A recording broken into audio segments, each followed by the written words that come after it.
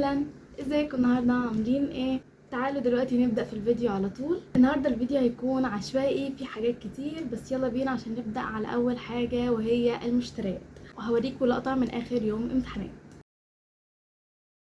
اللقطة اللي انتوا لسه شايفينها دلوقتي كانت الدخان اللي لونه بينك ده، فيها اللي هي الالوان والحاجات بتاعت اخر يوم امتحانات وكده والاحتفالات. تعالوا احكي لكم عملت ايه اخر يوم امتحانات.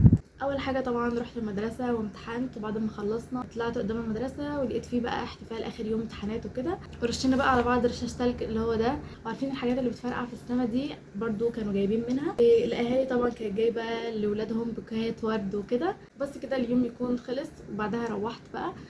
دلوقتي بقى يلا اوريكم المشتريات. دلوقتي اول حاجه اوريها لكم من المشتريات هي ده طبعا مايك جديد لسه شايراه اهو. استخدمته في كذا فيديو قبل كده بس نسيت اوريهولكوا، فقررت ان انا النهارده اوريهولكوا. بيتحط هنا كده وبنستخدمه. المايك بعمل بيه فويس اوفر للفيديوهات الشورتس او الريلز. اول حاجه طبعا لازم تشوفوها هي الطاقيه بتاعه التخرج. تعالوا نجربها. ده يكون شكلها اهي. ايه رايكم؟ الصراحه عجباني كده. تعالوا بقى اوريكم الحاجه التانية وهي الورود دي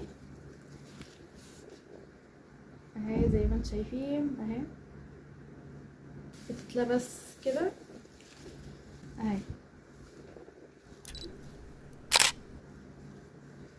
وده رشاش التلج اهو،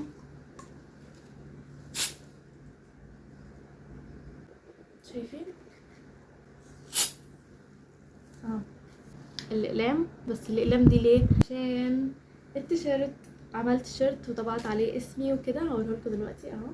مكتوب جمانة محمد، اصحابي وقعولي عليه اهو، دي الرسمه بتاعته، وده اسمي زي ما انتم شايفين. ده طبعا كان اخر يوم امتحانات، اصحابي وقعولي عليه وكده، كان يوم حلو الصراحه. الكراسه دي انا جبتها عشان اجمع فيها حاجات من السنه وكده. هي الكراسه ورقها اسود زي ما انتم شايفين كده، وحطيت فيها ذكريات بقى وحاجات زي كده. طبعا بيتكتب بيها بالقلم الابيض، هوريهولكوا دلوقتي. دول القلمين الابيض اهم. لما نكون في الدرس مثلا المستر او المس بيدونا كده ورقه هديه اول يوم درس وكده، بجيبها وبحطها في الكراسه دي كذكرى. وحاجات كتير بقى زي كده، هوريلكم مثلا حاجه بسيطه منها، وفي كتير بقى منهم في الكراسه. طبعا هي ما اتملتش كلها لاني عاملاها متاخر، ولو انتوا داخلين وقربتوا تخلصوا او في اي سنه حرفيا، جيبوا الكراسه دي وحطوا فيها ذكرياتكم عشان تبقى موجوده دايما وتشوفوها في اي يوم من الايام لما تكبروا او تعدوا المرحله دي، هتعجبكم، هتفتكروا الذكريات الحلوه اللي فيها وكده، ففكره حلوه قوي.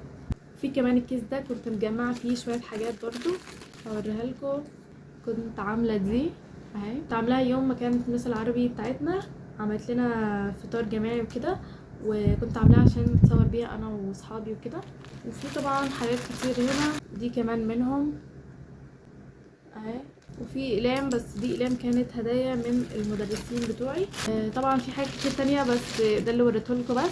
دي كنت جبتها الايام الاخيره، بكتب فيها حاجات الاسبوع اللي عايزين نعملها او عادي المهام يوميه زي ما بتقولوا اهي.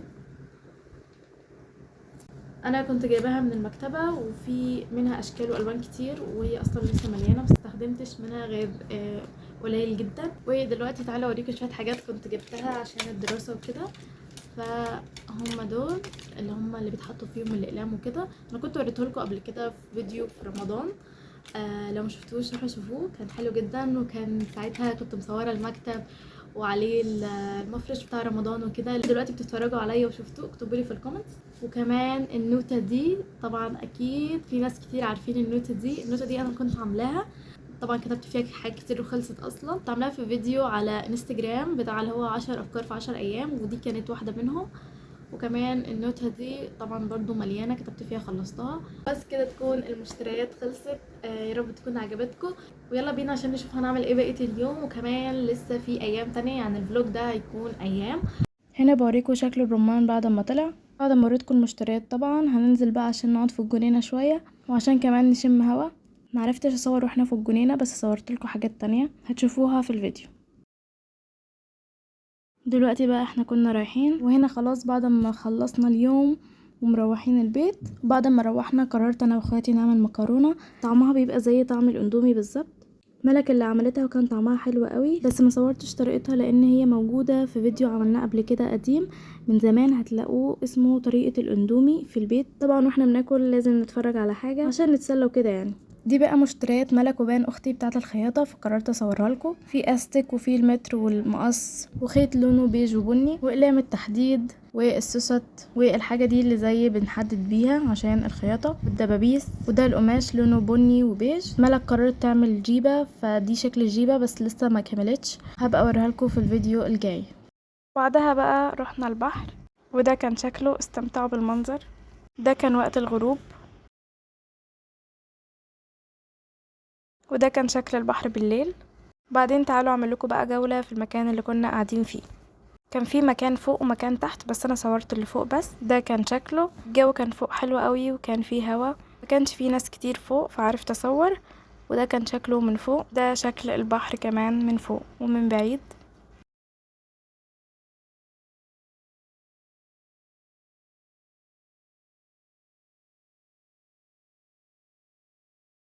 وده وده السلم واحنا نازلين. وكده يكون يومنا خلص. متنسوش تعملوا لايك وسبسكرايب، وتابعوني على سناب شات وانستجرام، تلاقوا اللينكات موجودة في الديسكريبشن. وهنا بقى واحنا مروحين البيت، الطريق كان شكله حلو فهسيبكم تستمتعوا بالطريق شوية. صباح الخير من تالت يوم. قررت اعمل فطار سريع عشان كان عندي حاجات لازم اعملها. نزلت عشان اشتري شوية حاجات من السوبر ماركت، وكمان كان عندي شوية مشاوير.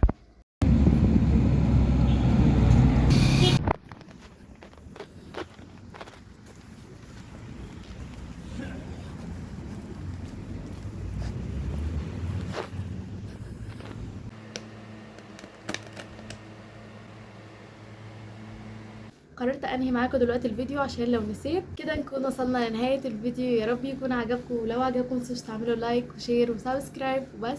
سلام.